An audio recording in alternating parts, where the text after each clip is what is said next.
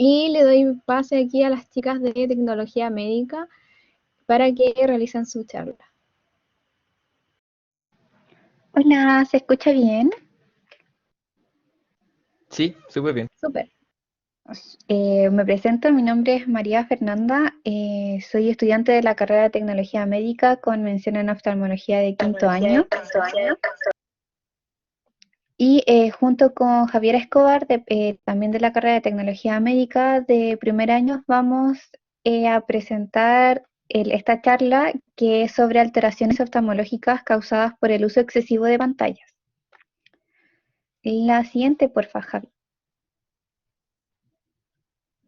Súper, como una breve introducción, en la actualidad se han establecido diferentes patrones de comportamiento que van variando según el estilo de vida de la sociedad, utilizando pantallas de manera más generalizada y se va privilegiando mucho la visión cercana por sobre la visión lejana en todo lo que es nuestra vida cotidiana.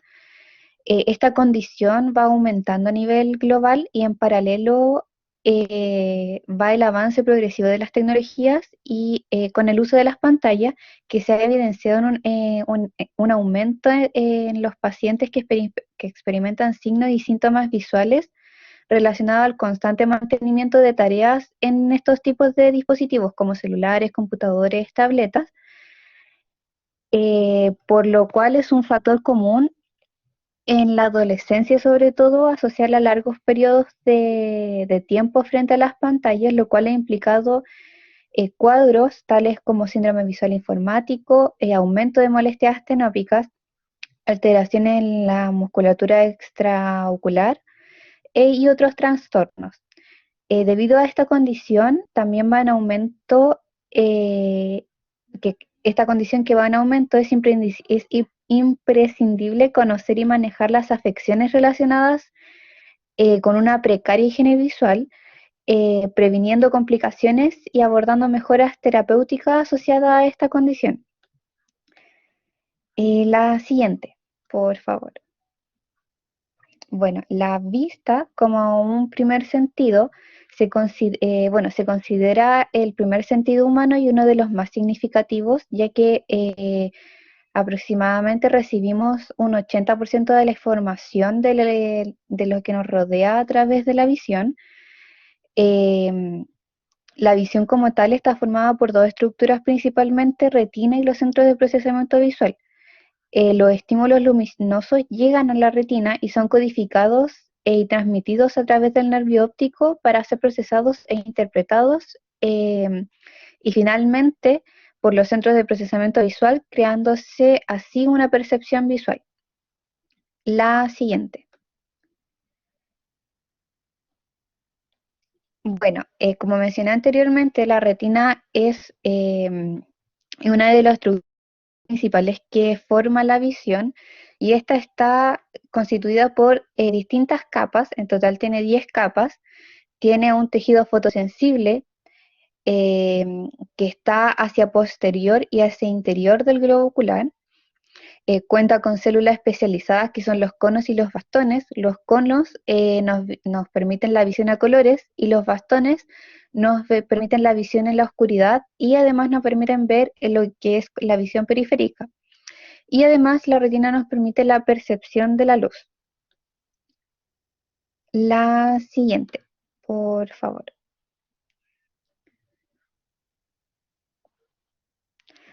Bueno, la córnea corresponde a una estructura más anterior del globo ocular que se relaciona directamente con la esclera mediante una zona de transición entre estas dos estructuras, denominada el limbo esclerocorneal, presentando una forma ligeramente ovalada similar a un lente oftálmico.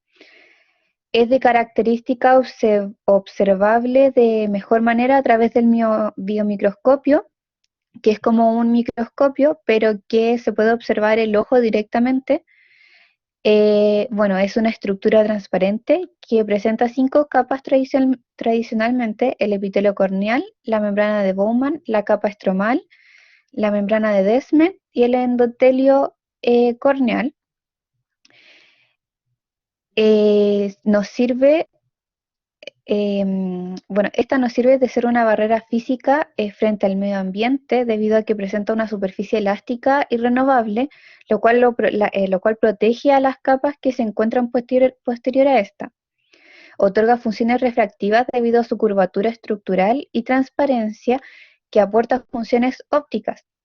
También presenta una protección frente a la radiación proporcionando una baja del paso de la luz ultravioleta y además nos permite una estabilidad estructural previniendo desgarros debido a la presencia de microvellosidades y pliegues que estabilizan la superficie ocular. El film lagrimal es una capa líquida que recubre la capa anterior de la córnea y la conjuntiva. La principal función es proteger ambas estructuras de agentes externos, además de ayudar a nutrir a la córnea. No, es una fase acuosa homogénea y está conformada de tres capas: la oleosa, la oleosa, acuosa y mucosa. La oleosa o lipídica es un film extremadamente fino de espesor, constituyéndose como la capa más anterior de la película lagrimal. La capa acuosa presenta una característica que es de cero mucosas, de mucho flujo y abundancia, y recubre la capa mucosa. Y la capa mucosa es el estrato mucoso mucoide que corresponde a una capa delgada de glicoproteína ricamente hidratada que recubre el epitelio conjuntival y corneal. El siguiente, por favor.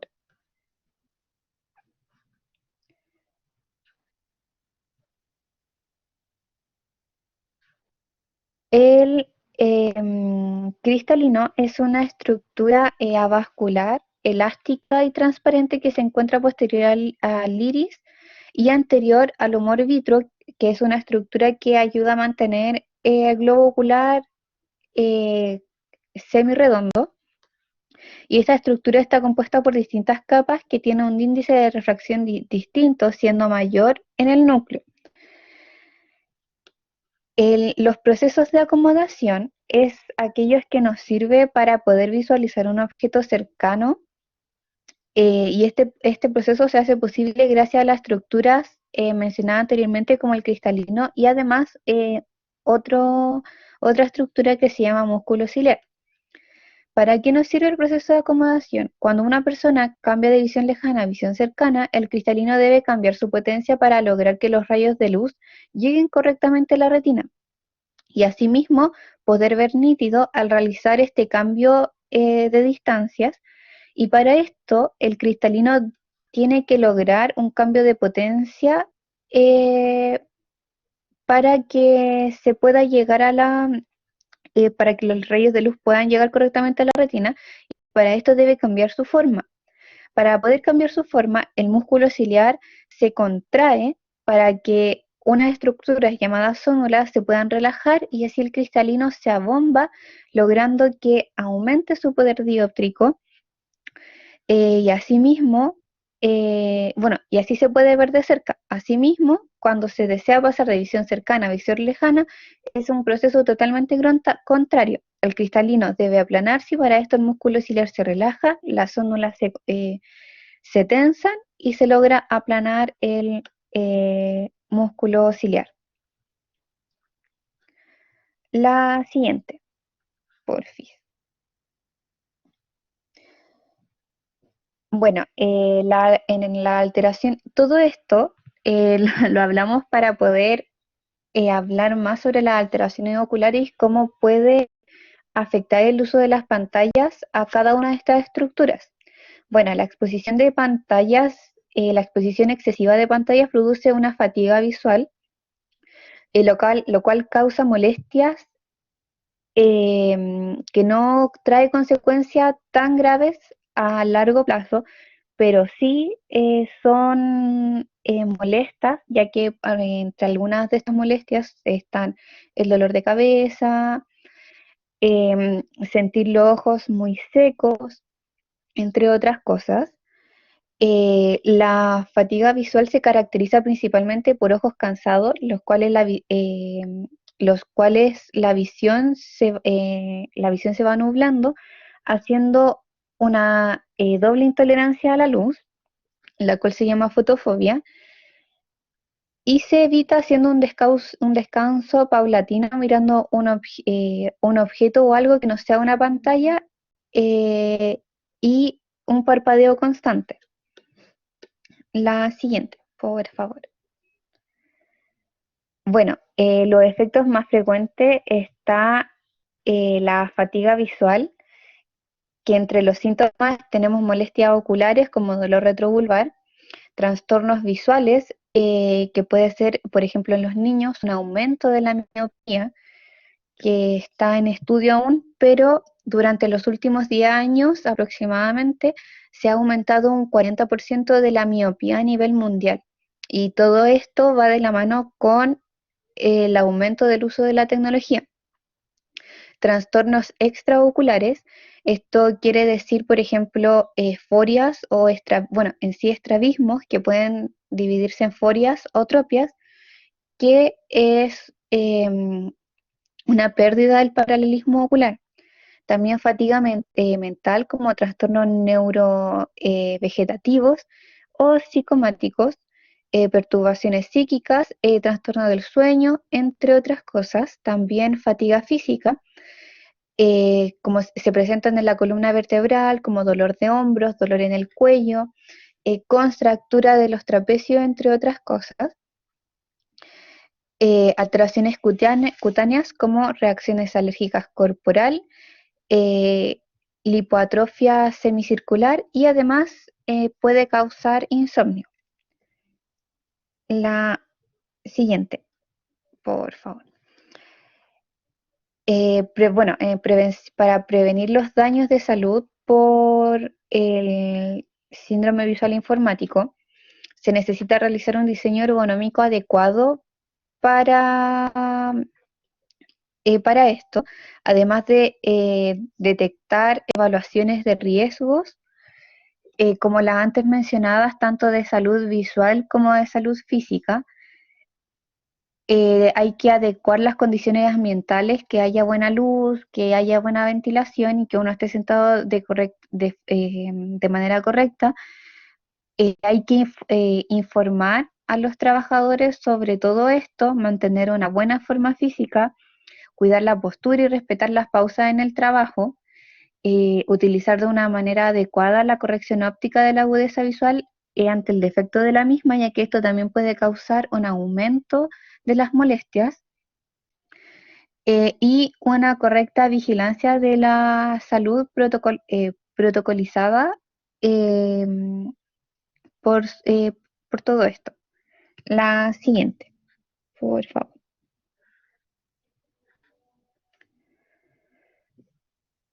Bueno, síndrome visual informático es un trastorno provocado por el sobreesfuerzo visual que tenemos que soportar al estar largas horas frente a las pantallas, eh, lo cual nos puede provocar inconscientemente que nosotros no parpadeemos continuamente, provocando algunos de los siguientes síntomas como fatiga visual, enrojecimiento de los ojos, dolor de cabeza, sobre todo frontal, visión borrosa o doble. Esto ocurre por una pérdida del paralelismo ocular y esto a su vez ocurre por una descompensación de los músculos extraoculares.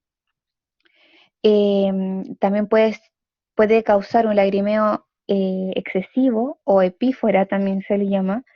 Esto también puede estar provocado por la descompensación de la musculatura extraocular. Podemos presentar fotofobia, síndrome del ojo seco, que esto es causado ya que uno al estar en pantalla suele parpadear menos, y molestias oculares, o sea, musculares, perdón. La siguiente.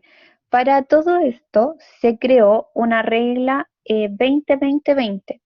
Esto quiere decir que cada 20 minutos que nosotros estemos en el computador, nos debemos de tomar 20 segundos de descanso, eh, pero sin mirar nada de cerca. Tenemos que ver un objeto idealmente hacia el infinito o hacia una pared que esté a más de 20 metros, perdón, a más de 20 pies de distancia, que aproximadamente son 6 metros. Entonces, recapitulando, cada 20 minutos tenemos que hacer una pausa de 20 segundos y mirar algo que esté a 6 metros o 20 pies de distancia de nosotros. Esto ayuda a que nuestra visión, al estar acomodando tanto, se pueda relajar, aunque sea 20 segundos, para que estas molestias no sean tan intensas o no aparezcan. La siguiente, por favor. Bueno, como ya hemos mencionado anteriormente, los músculos extraoculares son los encargados de ayudar a la motilidad ocular, además de mantener el paralelismo ocular. Esto quiere decir que los ojos estén mirando derecho al frente, que no se nos vaya ninguno para algún lado. Em, Todos estos músculos, bueno, tenemos 6 músculos y cada músculo tiene 3 tipos de acciones, como pueden ver. Tanto el recto lateral como el recto medio solo tienen una acción. En cambio, el recto superior, el recto inferior y los oblicuos, tanto inferior como superior, tienen 3 tipos de acciones. Todos los músculos, a excepción del oblicuo inferior, tienen un mismo origen, que es en un anillo que está en nuestro globo ocular, que se llama anillo de Zinc. En cambio, el oblicuo inferior tiene su origen en otra región del globo ocular, y esto nos ayuda a que existan estas 3 acciones eh, para que este paralelismo pueda seguir así. La siguiente. Bueno, tenemos que desarrollar un sistema visual normal, que el desarrollo visual, a diferencia del resto de los sistemas asociados al ser humano, no termina su proceso de maduración sino hasta los 4 o 5 años de vida, cuando la retina adquiere finalmente su mayor agudeza visual. Existe un conjunto de etapas que deberán manifestarse a medida que transcurre el crecimiento del individuo. Posterior a todo el proceso embrionario y desde el nacimiento ocurren ciertos hitos que son importantes oftalmológicamente. Entre ellos están los mencionados acá en la diapositiva, siendo el más importante y el que concluye todo que a los 5 años se alcanza una visión del 100%, que es de 20/20. Pero el desarrollo visual no se termina aquí. Este es moldeable hasta los 9 años, teóricamente, ya que ahora se están haciendo estudios de que se puede moldear hasta los 15, 16 años. Esto igual puede variar en cada individuo, como acabo de mencionar, y es por esto que cualquier alteración visible, como vicios de refracción, estrabismos, entre otras disfunciones o patologías, se debe tratar lo más prontamente posible, sobre todo en niños, por esta visión moldeable que ellos tienen. La siguiente, por favor. Bueno, tenemos distintos vicios de refracción, pero primero necesitamos saber qué es la emetropía. La emetropía es cuando estamos en condición de reposo acomodativo o mirando hacia el infinito, a más de 20 pies, el ojo capta los rayos luminosos que vienen de forma paralela al ojo desde un punto remoto, y estos se enfocan perfectamente a la retina. A esto se considera un ojo emétrope, pero cuando las condiciones no se presentan, estamos ante una ametropía o un vicio de refracción, los cuales se dividen en miopía, la cual es mala visión para lejos, la hipermetropía, que es mala visión para cerca, pero cuando ya es mayor también puede ser mala visión para lejos, y astigmatismo, que principalmente produce una mala visión tanto lejana como cercana, pero además nos altera la visión, porque el astigmatismo tiene como, digámosle burdamente, tiene distintos tipos de como vicios de refracción en los distintos ejes que pueda tener. La siguiente, por favor. Bueno, la luz azul se clasifica en diferentes categorías.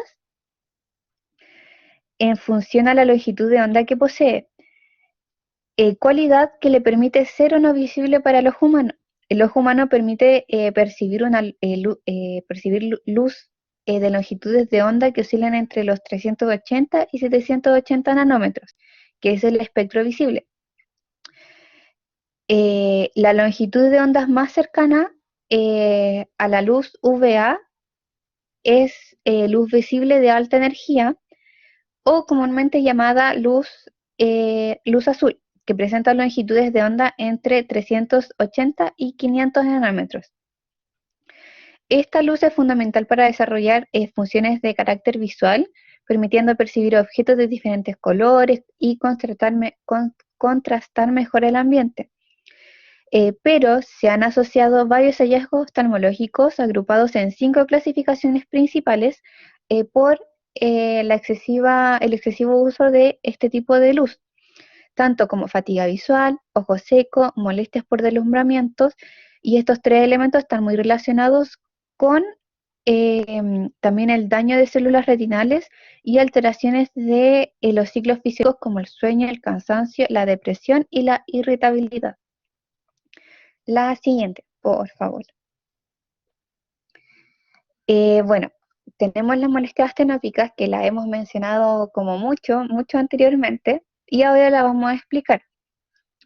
Las molestias astenópicas son trastornos y molestias que se generan por la visión cercana. Estas molestias pueden ser visión borrosa, incapacidad de mantener una adecuada visión cercana, sensación de cansancio visual, dolor retrovulvar, cefalea frontal, epífora, visión doble y fotofobia.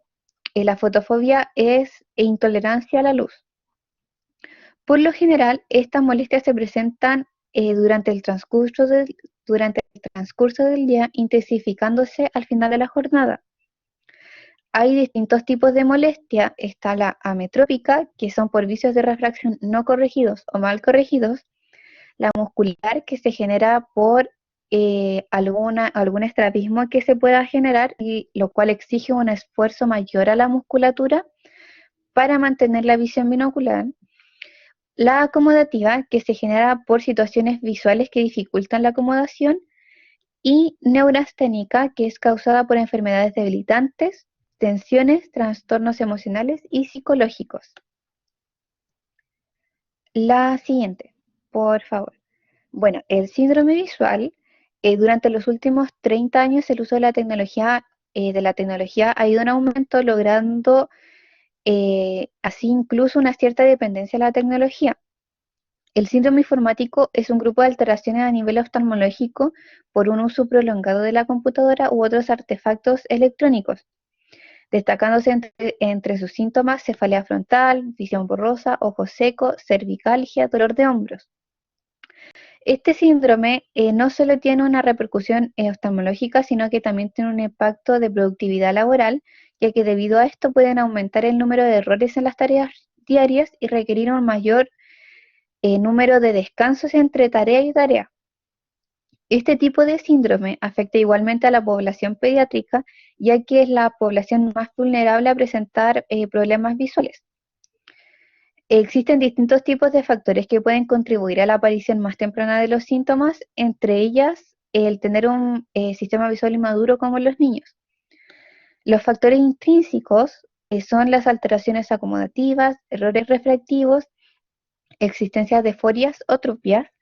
Los factores extrínsecos, aumento de la exposición de la superficie ocular, uso de lentes de contactos, enfermedades oftalmológicas o sistémicas; y los factores extrínsecos ambientales, que son la iluminación del lugar, ya sea natural o artificial, condiciones ergonómicas del lugar de trabajo como una buena altura del escritorio para una correcta visualización, y presencia de aire acondicionado. La siguiente.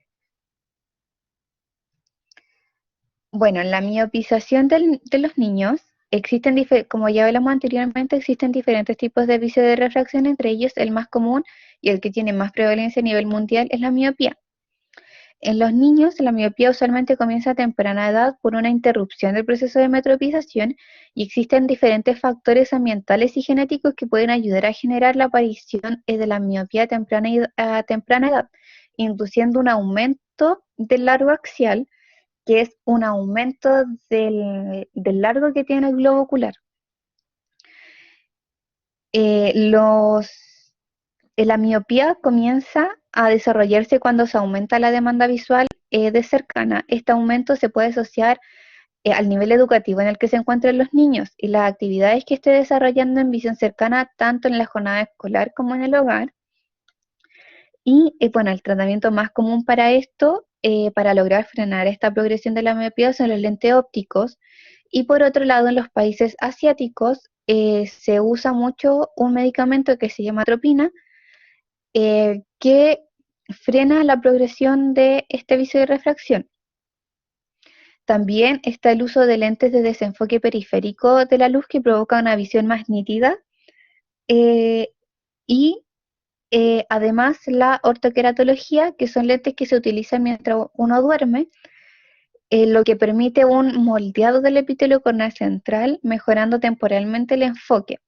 Esto permite lograr ver sin lentes durante el día y reducir la progresión de la miopía. La siguiente, por favor. Bueno, la descompensación de la musculatura extraocular se produce ya sea anatómicamente o inervacional, los cuales pueden ser o no compensados por los mecanismos funcionales, logrando así una alteración de los movimientos oculomotores y consecuentemente se rompe la fusión. La fusión es cuando uno ve una sola imagen. Asimismo, rompiendo el paralelismo ocular.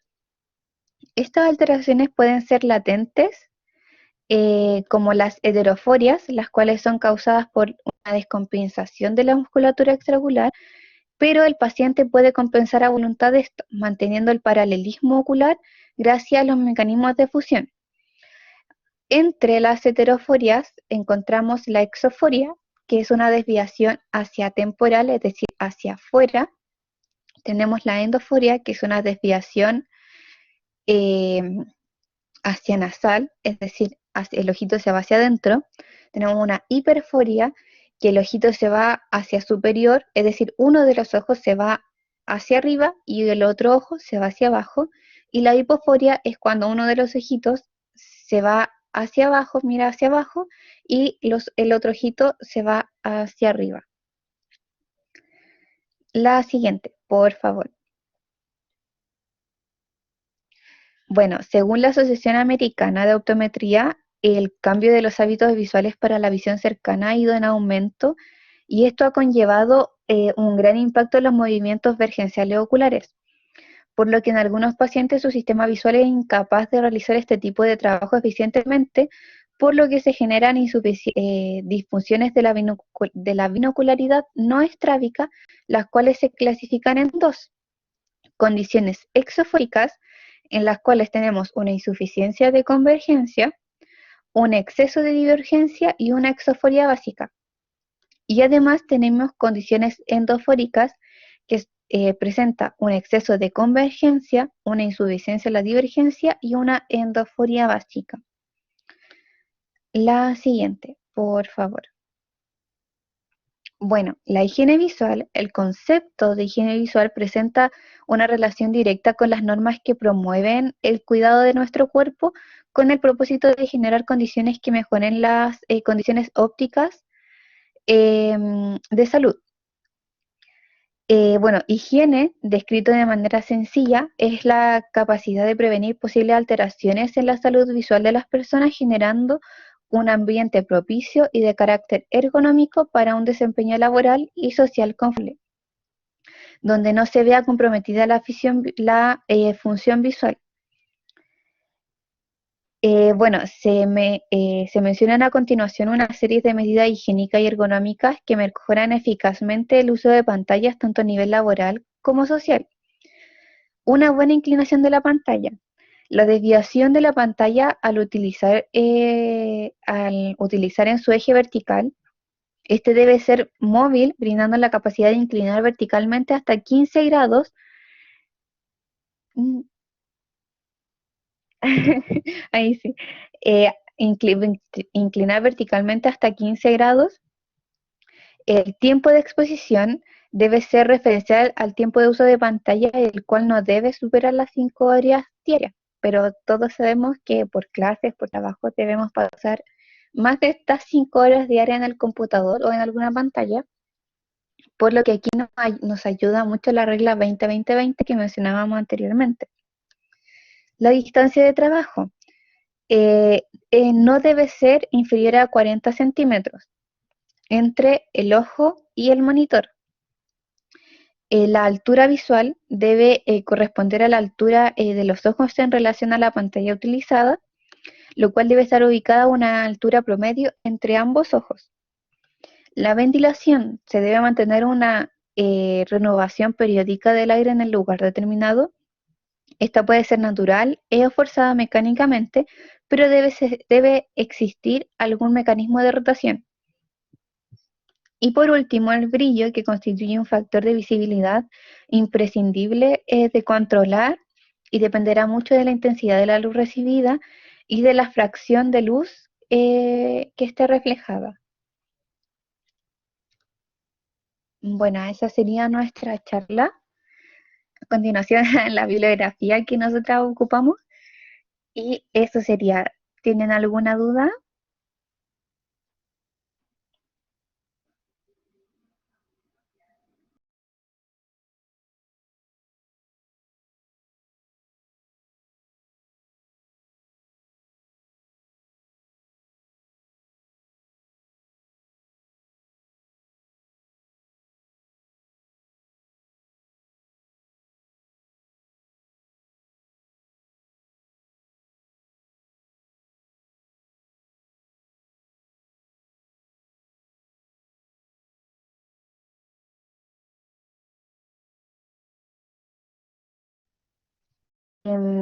Javi, de casualidad me podrías ir leyendo las preguntas porque como estoy desde el celular, se me complica un poco verlas. ¿Sí me escucháis? Espérame un momento.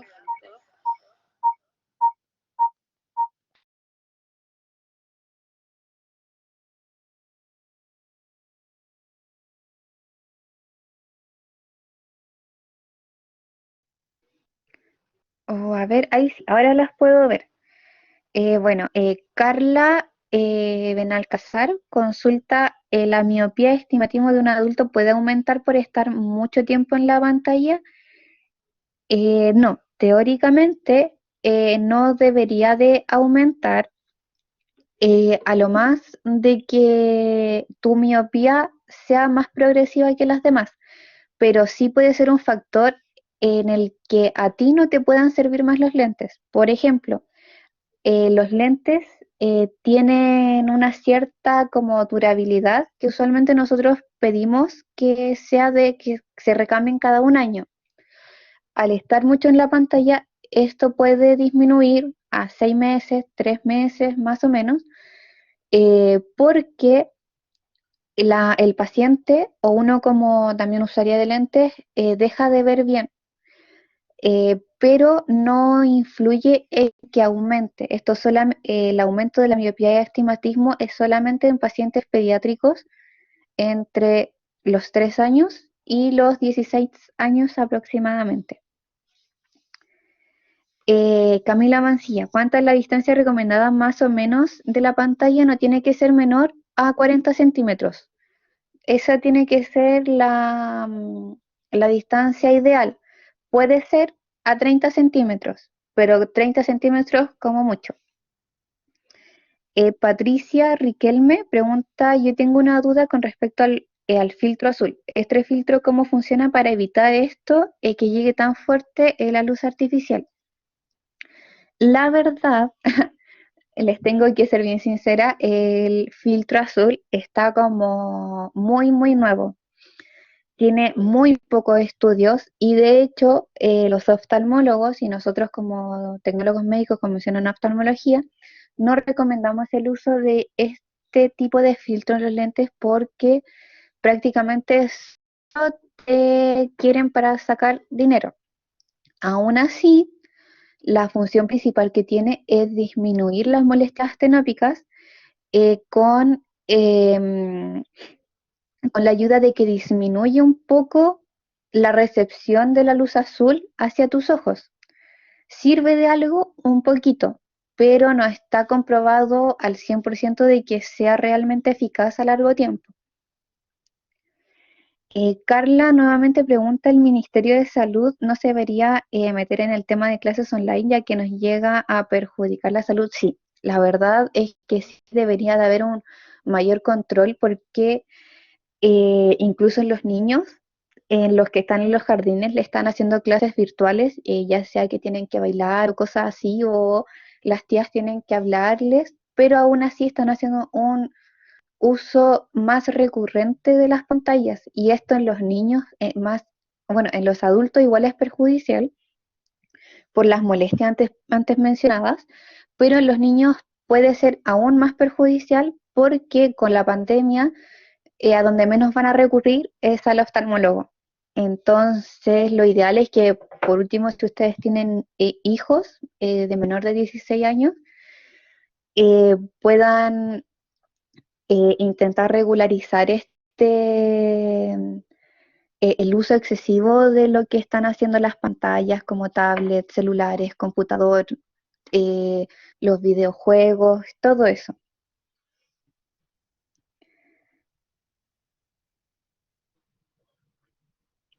Nicole Muñoz pregunta en relación a eso mismo que menciona, el uso de pantallas en niños tan pequeños como bebés, ¿qué tanto les perjudica en su vista? Porque es muy común que les pongan monitos en el celular para que estén tranquilos. Exactamente, eso en realidad está muy mal. Un niño debería empezar a usar tecnología como computadores, celulares, videojuegos desde 5 o 10 años aproximadamente, porque si no, no solamente le perjudica la visión, sino también le perjudica a nivel cognitivo. Creo que lo saben más los de la carrera de psicología, pero a nivel oftalmológico yo te puedo como mencionar que esto es uno de los factores que, ¿cómo decirlo? Para la metropización que habíamos mencionado anteriormente, por lo que un bebé de 8 meses que le ponen un celular puede que al año o a los 2 años ya tenga un vicio de refracción como miopía eh, o astigmatismo. Y si no es controlado, esto puede aumentar, además de causar otras cosas. No, no, en realidad no existe. Josefina pregunta si existe alguna complicación si es que no se cambian los lentes cada un año. En realidad no, pero el confort visual que tú tengas va a ser peor porque el lente se desgasta, se raya y cuando uno cambia los lentes es como, uff, volver a ver algo en Ultra HD 4K, aunque tenga la misma refracción. Andrea Soto me pregunta, yo tengo a mi hermana de 8 a 1 en clases con el computador y la mayoría de las veces de corrido. ¿Qué se puede hacer para evitar algún problema de visión? ¿Debería usar algún tipo de lente o algún ejercicio para evitar daños?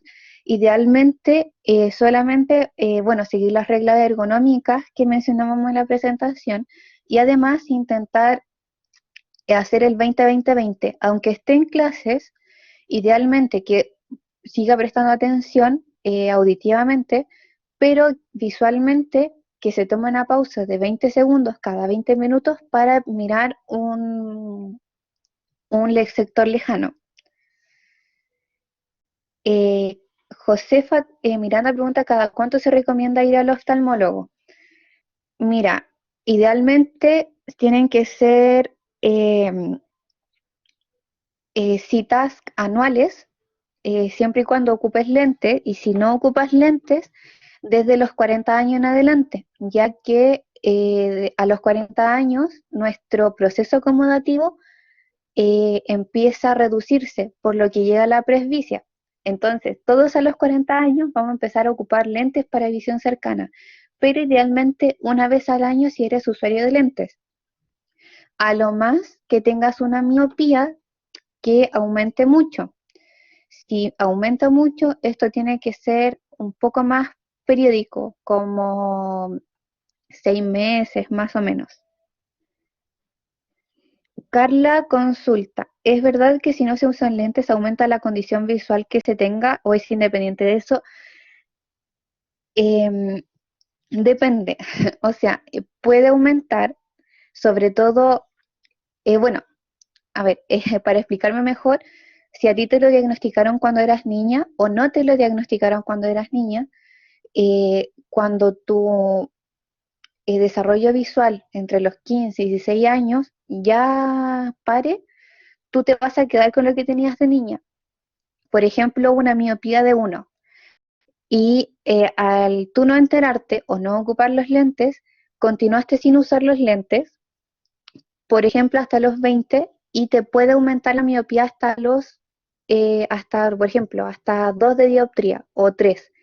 Todo depende igual mucho de la persona, pero como dato adicional, la mujer sufre mucho de variaciones en la visión por las hormonas, los anticonceptivos y en el embarazo. Así que si alguna se quiere operar, tiene que pensar bien si quiere tener hijos o no, y si se opera, que sea después de tener hijos, porque puede aumentar el vicio de refracción que se tenga.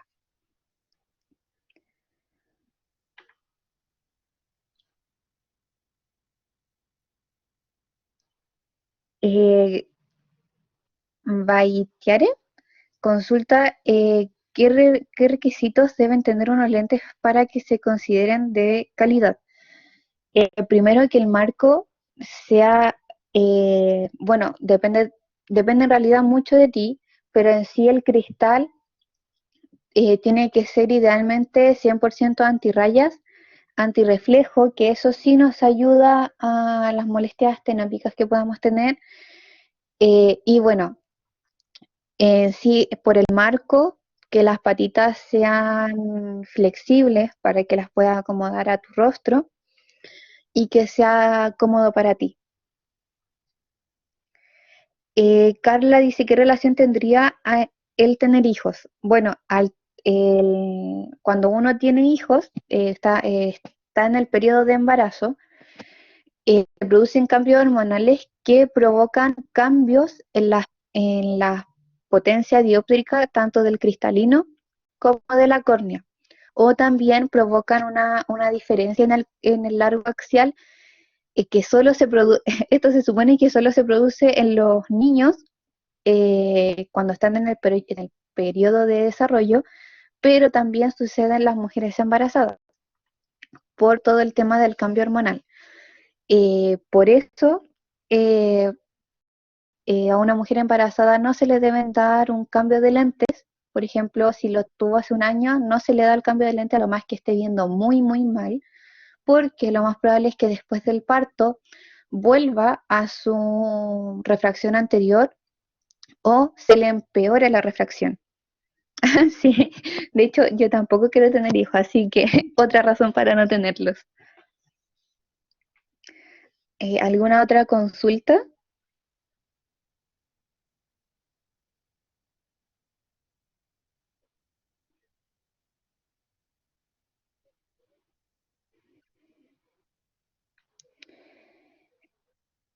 Carla consulta, ¿recomiendas más lentes ópticos o de contacto? Escuché que los ópticos no eran tan efectivos ya que no van directamente en el ojo. Es falso.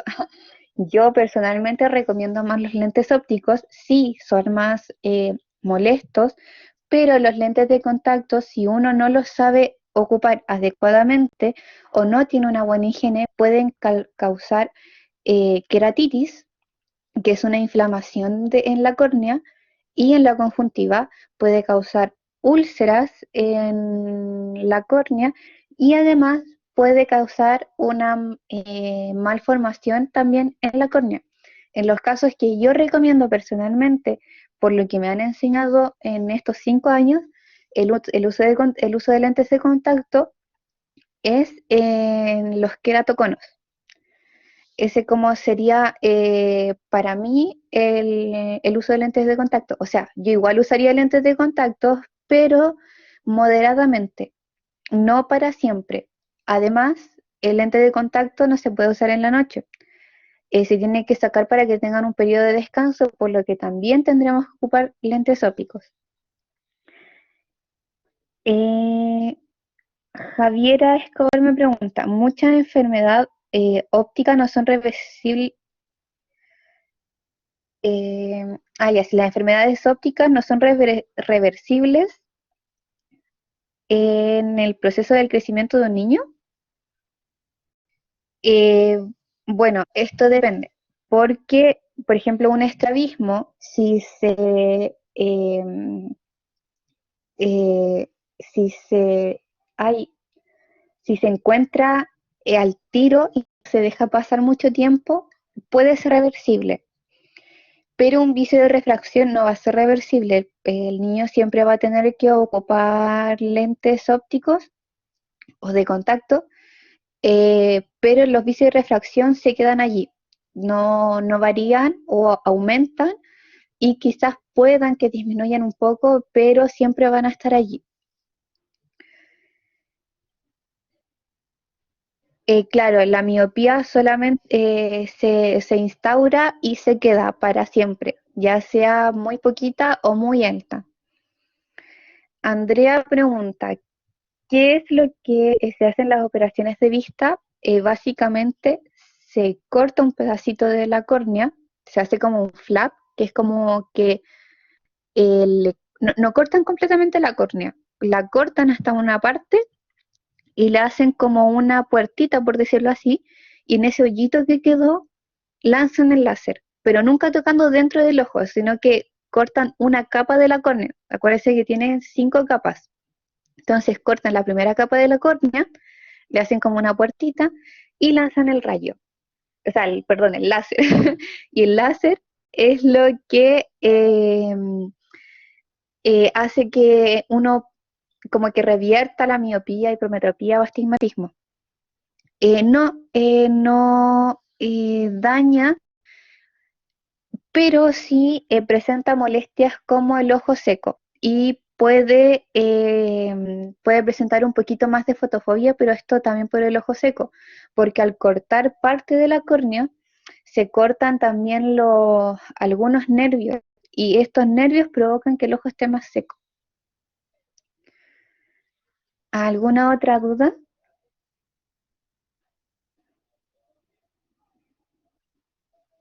De nada.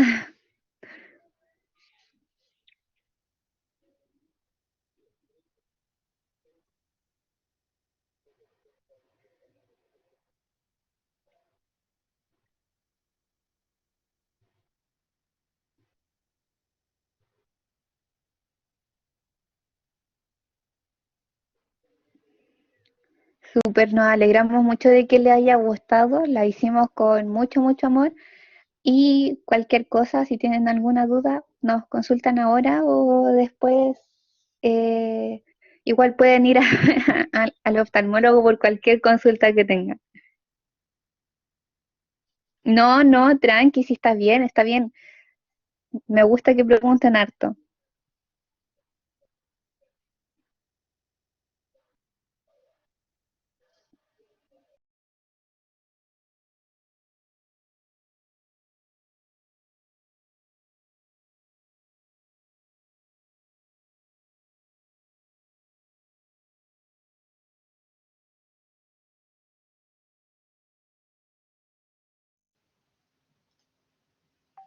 Bueno, ahí viendo que se está yendo la gente ya, entramos a hacer el cierre entonces. Agradecerle a las chicas de verdad por tremenda charla, de verdad muy informativa y con el contexto actual, la verdad es que es muy importante cuidar la vista. Eso de la regla del 20-20-20 no la conocía, así que voy a ponerla en práctica. Yo ocupo lente y de verdad que el desgaste visual al estar todo el día en la pantalla es tremendo. Así que se agradece mucho eso, agradecer a los participantes, a las preguntas, porque hubieron bastantes preguntas. Y eso al final es importante para las chicas, porque al final retroalimentan lo que ellas están enseñándoles y al mismo tiempo para ustedes, porque se están solucionando todas las consultas que puedan tener. Así que de verdad que muchas gracias. Ahí, como dijimos adelante, esto gracias a ustedes, chiquillas, que se puede hacer a los voluntarios que participan, Así que completamente agradecidos por todo esto. No sé si la Katy quiere agregar algo. Sí, no, agradecerle a la María Fernanda, a la Javi igual por haber estado presente, por haber hecho esta charla que, bueno, como decía el Mati, yo igual ocupo lentes, se nota. Pero sí, es súper importante, bueno, cuidar la vista, cuidar la salud vocal, como veíamos en la mañana, cuidar en general nuestra salud es súper importante y ahora con todo el tema de estar en constantemente reuniones, clases y cosas y haciendo trabajo y mil cosas más al frente de un computador igual daña harto la vista y al menos a mí igual me cansa harto estar siempre constantemente frente a la pantalla, así que yo igual voy a ocupar el del 20-20-20, así que ojalá resulte. Pero eso, agradecerle a las chicas. Ay, quedó otra duda. A ver. Ay, se me chingó. Ay, no puedo abrir. Sí, en cuanto Katy, es que te al link están de las charlas, preguntando por son los todas links. subidas. Sí, los links se suben todos a YouTube, las charlas quedan todas grabadas, son a YouTube. Estamos esperando que nos habiliten el poder subirlas y apenas las tengamos, les vamos a mandar el correo de todos los participantes en todas las charlas, el canal de YouTube para que las puedan ver. Ujú. Sí, no sé si, Mafes, podéis dejar como tu correo quizás, no sé si puedes anotarlo, Sí, o sí, al dilo, tiro la anoto. como en caso de cualquier otra duda que haya, por último, que te envíen a tu correo, para que ahí se resuelvan las otras dudas. Ahí está. Muchas gracias. Sí, bueno, eso, agradecerle a la gente que estuvo participando. Hubo harta convocatoria, a pesar de que son las casi 8, bueno, son las 8 de la noche y un día sábado, así que agradecerle por la instancia, por haber participado. No sé si algo quieren agregar aquí las chicas para poder ir cerrando. Permiso, Katy. Agregaría que es una charla que es un tema que hoy en día ocupamos a diario, mucho más con la pandemia, ya que todos trabajamos en la pantalla, estudiamos en la pantalla, y lamentablemente uno no sabe el daño que se hace. Incluso muchos de los síntomas que hoy hablamos, la gente, te aseguro que no sabía que era producido por el uso excesivo de las pantallas. Incluso una de las cosas que podría decir, haga la regla 20-20, yo la hago y gracias a eso ya no tengo enrojecimiento, no me pica los ojos, no ando irritada, nada de esas cosas. Entonces, ven cuando estas charlas nos ayudan y motivan a que la gente pueda saber muchas cosas que no saben y poder ayudar al otro. Exacto, muchas gracias. María Fernanda, no sé si quieres agregar algo.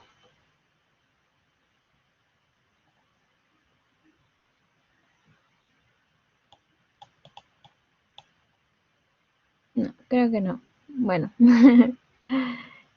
bueno, chiquis, les agradecemos enormemente por la participación, a las chicas por la charla que pusieron y voy a detener la grabación.